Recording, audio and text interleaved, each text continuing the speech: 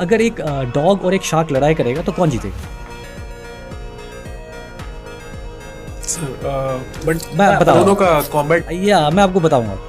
एक ईगल और एक बैट अगर लड़ाई करेगा तो कौन जीतेगा? ईगल। सेम, जैसे कि डॉग और शार्क अगर पानी में लड़ाई करेगा तो शार्क जीतेगा, हाँ और ज़मीन पे लड़ाई करेगा तो डॉग जीतेगा। सेम ईगल और बैट का।